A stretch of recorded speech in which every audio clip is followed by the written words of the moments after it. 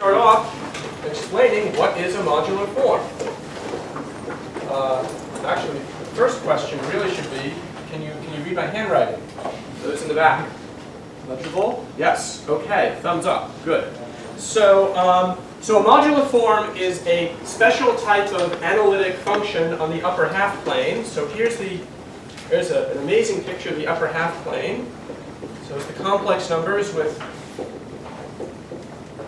positive imaginary part, and we're usually going to denote a point in the upper half plane by the letter tau, x plus I, y. Before I can define what a modular form is, I have to introduce one matrix group. So that's the group SL2Z. So SL2Z. These are the 2 by 2 matrices with determinant 1 and integer entries.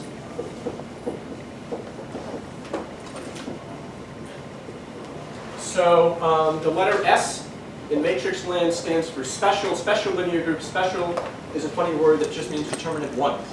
So if you picked 4 integers at random, they're not going to satisfy this condition. In fact, if you pick 3 components at random and solve for the fourth number you can solve for, but it probably won't be an integer. So if you want to write down a random element in this group, well, you have 1, 0, 0, 1, not so interesting. If you want to write down a kind of generic example, what you should do is just pick any 2 relatively prime integers. So somebody give me 2 relatively prime integers. 2 and 3. 2 and 3. Okay. And so what you can then do is, can you make it slightly more interesting? 5 and 12. 5 and 12? Okay. 5 and 12. And so you give me relatively prime integers. If I want this to be an SL2Z, find x and y that fit, well, I just have to solve 5y minus 12x equals 1. And so the numbers are small enough, perhaps somebody can eyeball a solution in integers. Anybody see a solution in integers? Y equals 5x X equals 2, y equals 5. And in general, if they're relatively prime, you can find the x and the y using Euclid's algorithm. So there's no lack of lots and lots of examples of matrices. You can write them down. And the reason that this group is going to play a special role is that matrices in this group can be applied to points in this plane to give other points in this plane. So you have an important example of an action of the group SL2Z on the space H, and it's by linear fractional transformations. So a matrix applied to a point in the upper half plane is defined to be A tau plus B over C tau plus D. And so these are examples of linear fractional transformations.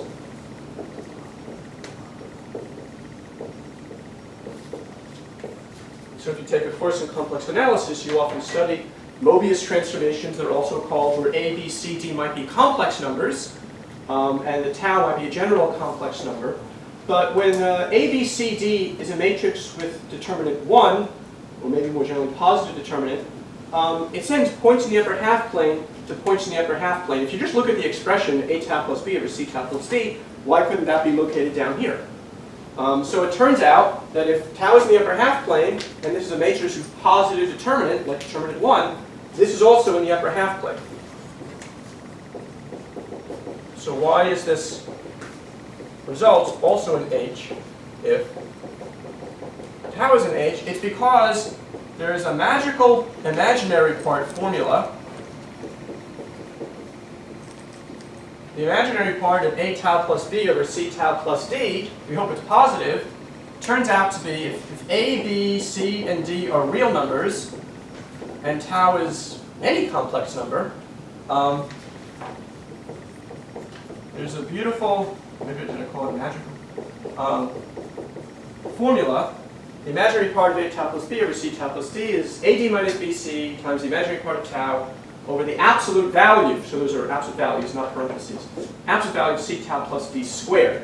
So I guess we don't want tau to be minus d over c, make the denominator 0. Of course, if tau is in the upper half plane, certainly not going to happen, it's not 0, that's positive. And if the term is, say, 1, that's positive. And so what we see then is that the imaginary part is positive if AD minus BC is positive and the imaginary part is positive. So any real matrix with positive determinant by linear fractional transformations moves the points in the upper half plane around. So in particular, integer matrices with determinant 1 move points in the upper half plane around.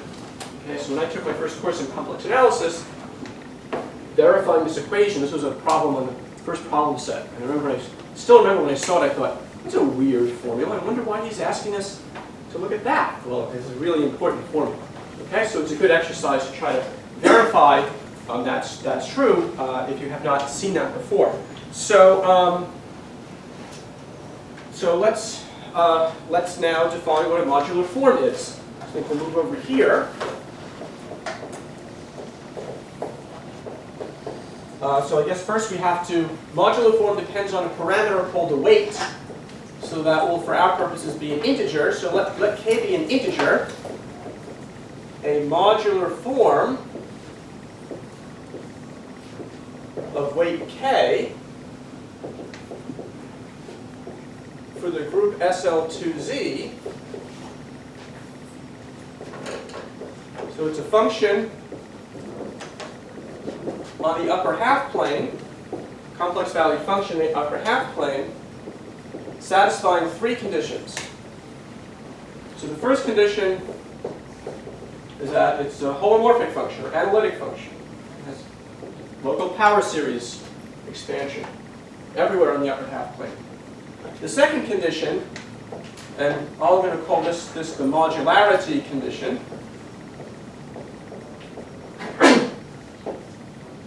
is the following. F of a tau plus b over c tau plus d equals c tau plus d to the k times f of tau for all the matrices in SL2Z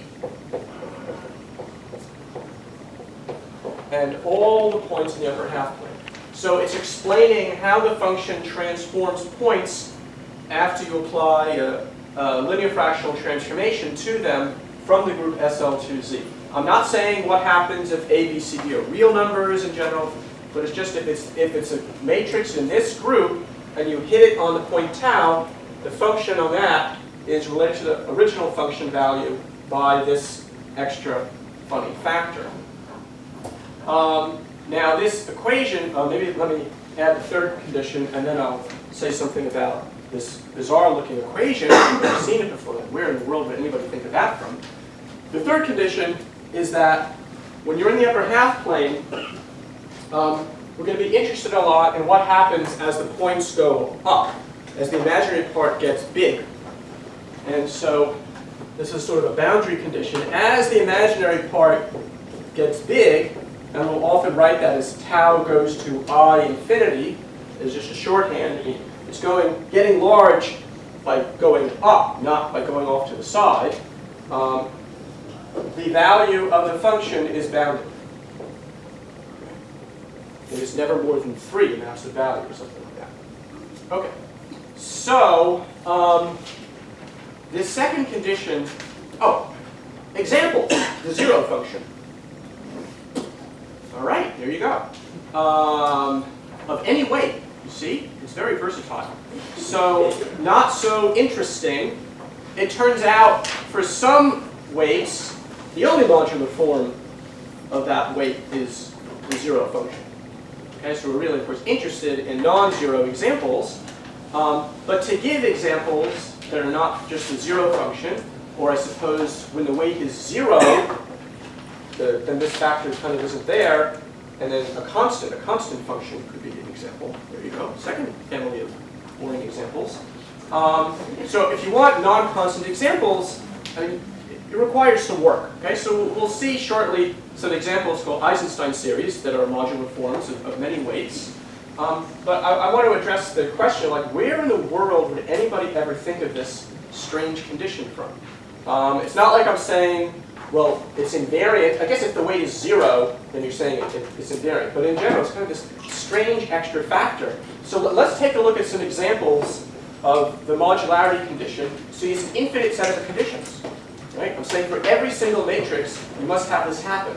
So what does this mean when the matrix is 1, 1, 0, 1? Or when the matrix is 0, minus 1, 1, 0? Okay? Or when the matrix is minus 1, 0, 0, minus 1. These are all matrices in SL2Z. Okay? So what does the modularity condition mean for those matrices? So when it's 1, 1, 0, 1, and you plug that in, you're saying f of tau plus 1 equals, C is 0 and D is 1, so this weird factor doesn't even show up. You're just saying f of tau plus 1 is f of tau for all points. So the function is periodic when you move to the right. Tau to tau plus 1 doesn't change. The second condition, you plug in 0, minus 1, 1, 0, you're saying f of minus 1 over tau is tau to the k f of tau. Okay? So you can think of minus 1 over tau as a transformation in the upper half plane that if you say, suppose this is the unit semicircle, there's 0, 1, minus 1. If tau is here, minus 1 over tau will be somewhere over here. So it's not 1 over tau. If it were just reciprocation, it wouldn't stay in the upper half plane. But if you negate it, then minus 1 over tau is a transformation. It exchanges the outside and inside of the region divided by the unit semicircle there. So it's telling you how the function value at that point and that point are related. They're related by the kth power of the input, where k is the special parameter called the weight.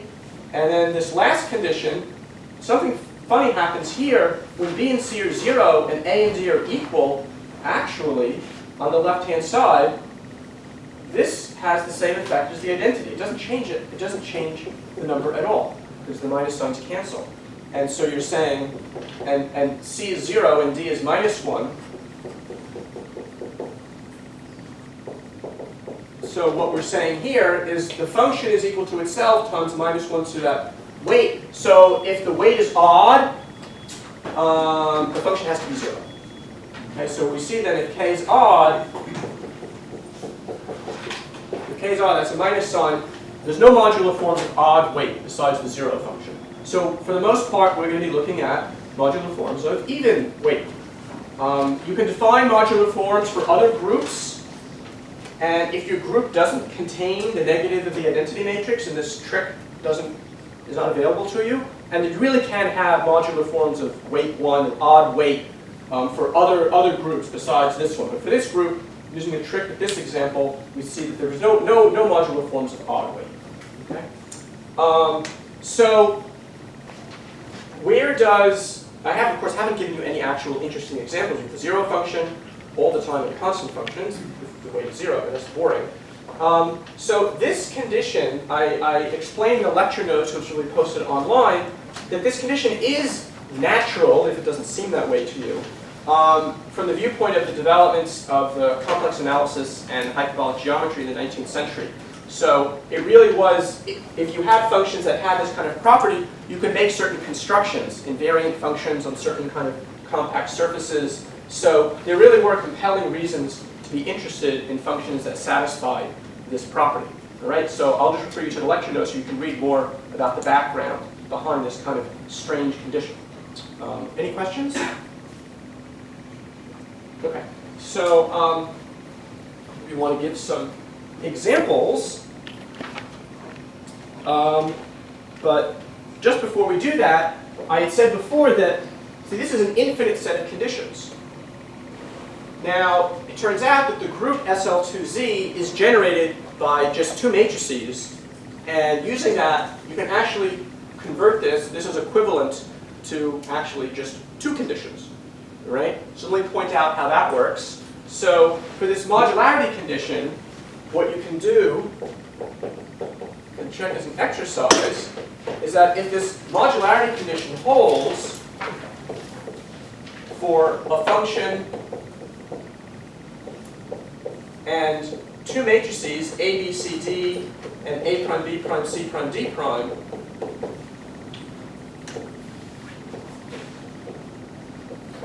then the modularity condition holds for this function and the product of the matrices.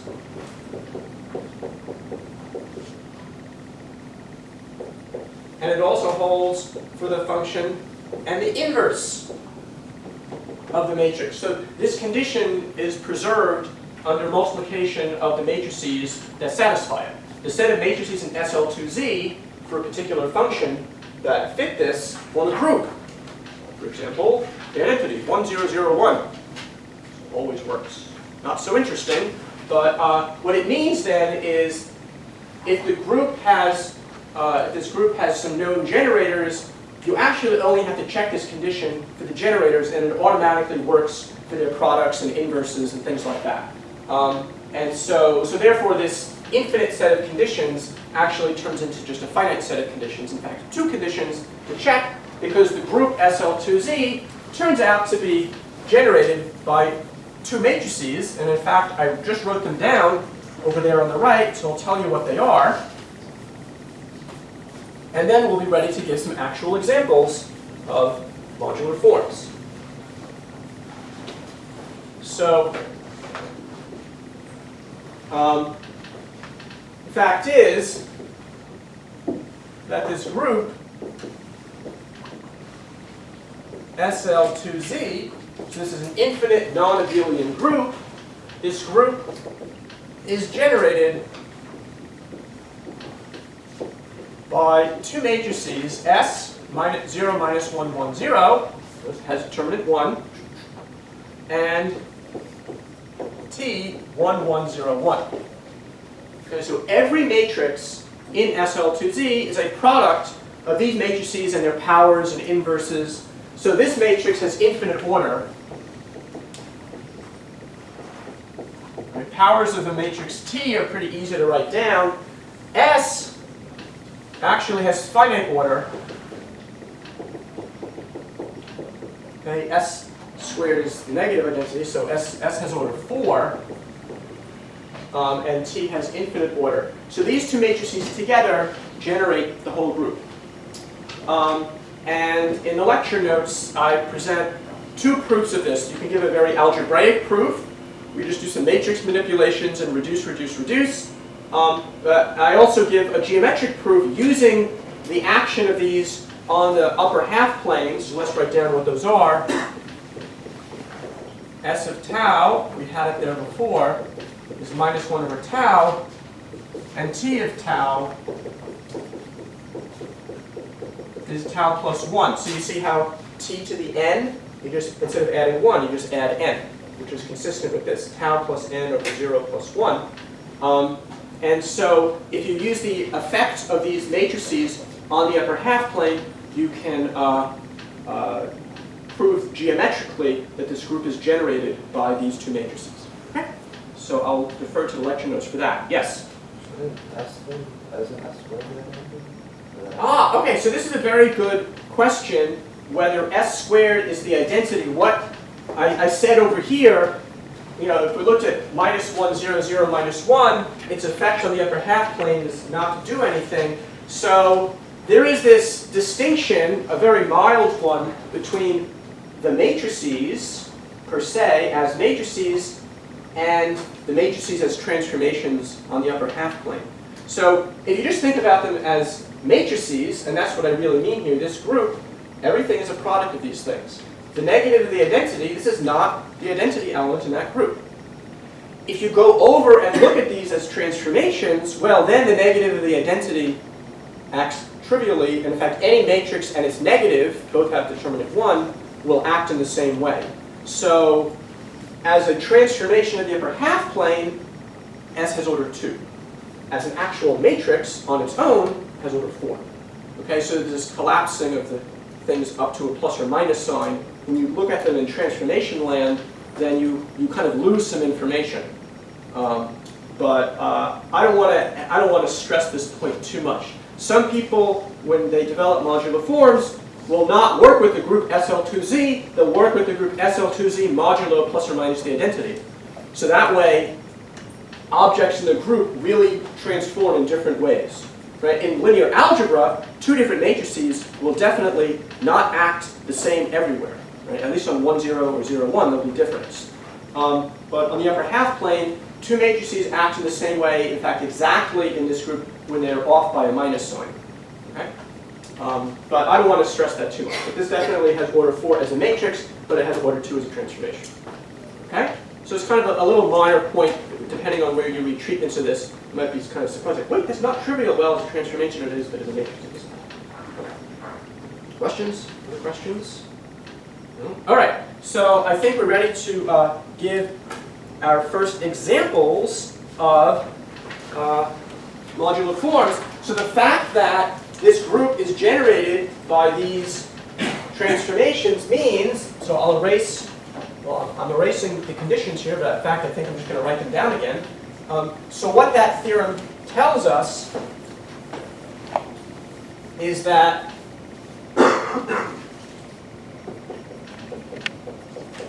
to check that a function is a modular form,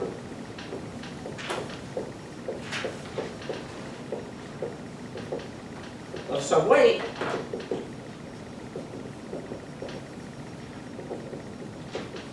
it suffices to check the first condition, the third condition, and instead of checking this condition for all of SL2Z, we'll call this 2 prime, you just have to check the modularity condition for the matrix T and the matrix S. Okay, so those conditions I wrote down before, I'm writing them down again. If the function has that property for the matrix S and T, then it has it for their products and so on, because this condition is preserved under matrix multiplication and inversion. So we only have to check 2 conditions since the group is generated by those 2 elements. All right? I'm not saying it's obvious this condition behaves nicely under multiplication matrices, but it's a calculation you can make. I think I wrote it up in some form in the lecture notes that will be posted later today. So if somebody presents us with an example and says, is this a modular form, we can just try to check these 2 conditions. Okay? So let's now give our first example of modular forms that are interesting. And so these are called Eisenstein Series. Eisenstein Series. So perhaps you've heard the name Eisenstein in some other contexts, namely irreducibility. Right, Eisenstein irreducibility. I remember through college I thought, is that all the guy ever did? It's the only thing you ever hear about. Well, no, he did other stuff. I mean, when he died at a young age, he didn't do too much compared to how much he could have done. But this is probably much more significant than the old Eisenstein irreducibility criterion. Same person. And so what we're going to do is, it's a construction that gives examples of non-constant modular forms of any even weight bigger than or equal to 4. The construction doesn't work when the weight is 2. In fact, it turns out that the only modular form of weight 2 is the 0 function, although that's not so clear as it is for the odd weights that we saw before. There's no easy trick to show that, but for weights greater than 4, we have a construction of examples. And so if k is an integer, even number that's at least 4, here's what we're going to do. We're going to define g sub k of tau. I don't know why it's the letter G. Eisenstein's first name starts with a G, so maybe that's the reason. Who knows? So gk of tau, it's an infinite series. So it's a sum over all integers besides 0, 0. Don't want that. 1 over n tau plus n, all to the kth power. Okay, can you see that in the back? Yeah. Okay, so it's an infinite series, and we want to check, see why it satisfies the conditions that define a modular form. So we need to check that it's holomorphic on the upper half plane. We need to check that it satisfies those 2 conditions. Its value at tau plus 1 is its value at tau, and its value at minus 1 over tau is tau to the k times its value at tau. everywhere on the upper half plane, and we need to check that the function is bounded as tau marches up to infinity. So these are the conditions that we want to check. So strictly speaking, the first thing one needs to check is that the series converges. Before you worry about whether it's holomorphic, does it even make sense? So I'm gonna focus on the second condition, but I'll say things about the first one. So I mean, this is a genuinely analytic statement. One has to somehow have a reason to know why these things are convergent and why should it be holomorphic. So maybe I will make sure it works. So the first thing to say is that the series converges absolutely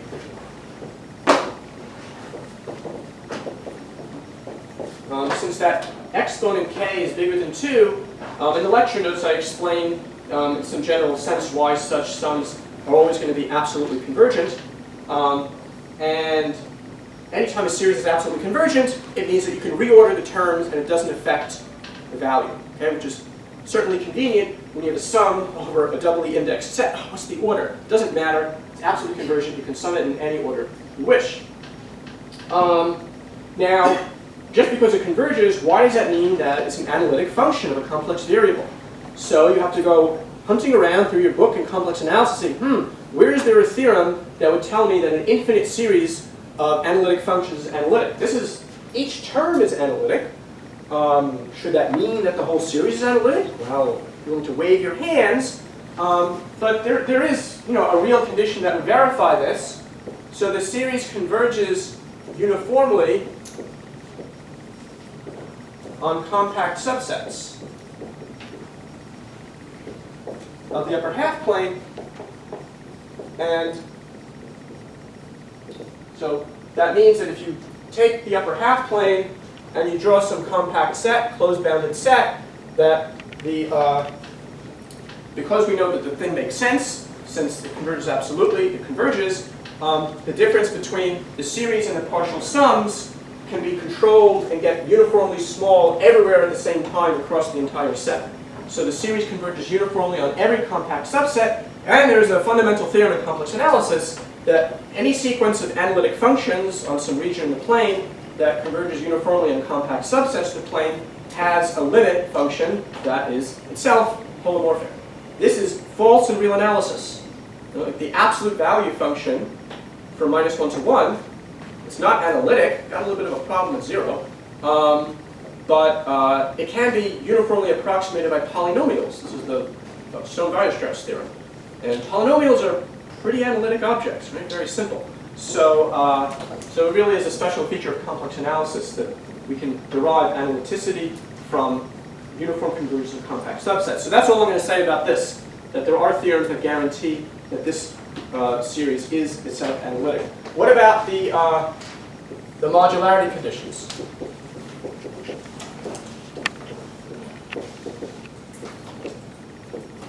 So we're going to use the fact that the terms in the series can be rearranged.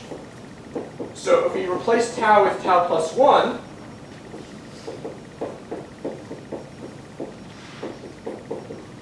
what happens? We get 1 over, let's see, m tau plus m plus n. And so what we see here is that